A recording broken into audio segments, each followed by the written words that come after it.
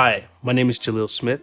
I'm formerly the bass trombonist of the Hawaii Symphony, but I'll be joining the Kansas City Symphony in the 2022-2023 season.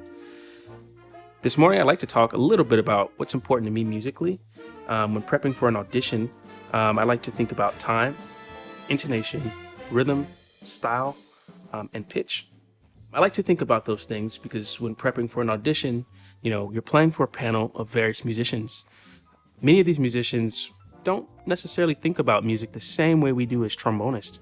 Trying to approach subjective and an objective crowd can be tricky. I like to set goals by trying to improve one thing every time I practice, whether it be the time, the rhythm, style, pitch, or intonation. And the way I go about this is always practicing with the metronome, with the tuner, and recording myself. I generally like to start each practice session by just taking one run and recording an excerpt straight from the top to the bottom. After recording it, I like to listen back and I try to isolate one thing that I like to improve. Generally practicing, I try to make these sessions from excerpt to excerpt no more than 10 to 12 minutes each. Remember, practicing excerpts, it's a game of inches. It's not a sprint, it's a marathon. I like to start with Brahms 1. This chorale is a very famous chorale. It can show up in a solo round of an audition. It could show up in a section round of the audition. But this particular excerpt can present several challenges that I think need to be practiced out before you go and show up to an audition or play this in a master class. This particular excerpt can be tricky for a few reasons. It's a soft chorale passage. It's got several sustaining Gs that have varying dynamics. Varying dynamics can make intonation tricky. And also, being the bass trombone in a section, you have a very different role than the first and the second. Here's Brahms' first chorale.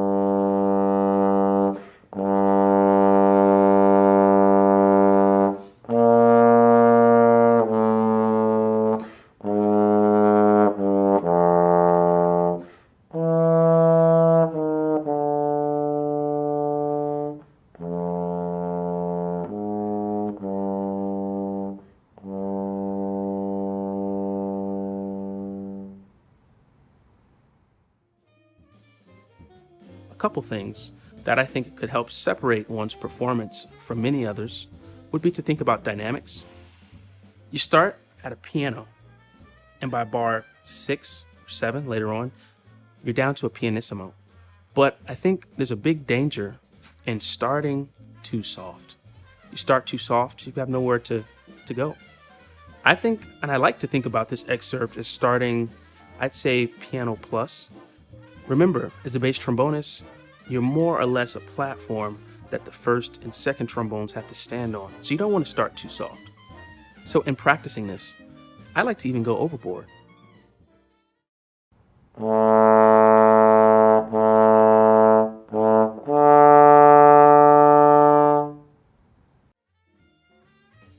Playing those beginning A's and having some real direction to the D is also really important.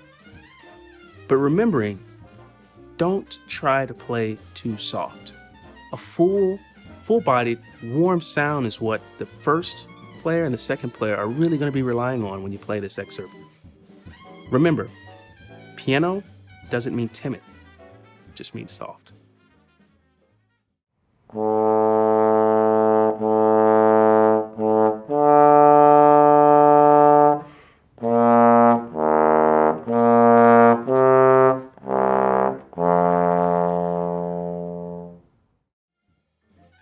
Another part of this excerpt that I like to work on is closer towards the end. Dynamically, the mezzo forte is the height of this excerpt. The mezzo forte should actually be played just maybe a little fuller and a little rounder than just a written mezzo forte. If you play this a little rounder, a little bit more pronounced, it'll give you some room to really digress into the diminuendo and the fermata that comes later. It should sound something like this.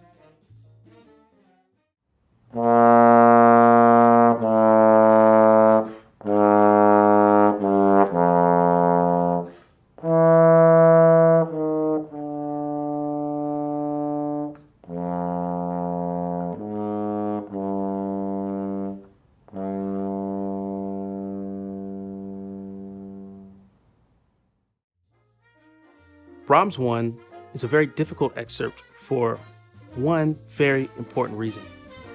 It's a softer excerpt, and generally in audition situations, one's heart rate tends to increase, one's nervous, one's sweating, and all around very difficult to control one's breath. A way to practice this and to continue to get better at playing soft excerpts under pressure is simply to play around more people, play for people, and put yourself in those situations.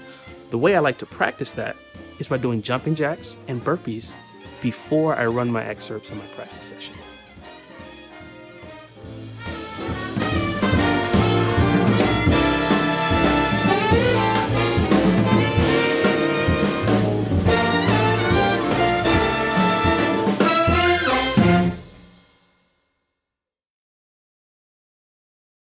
Such that you have somewhere to go a couple bars later in the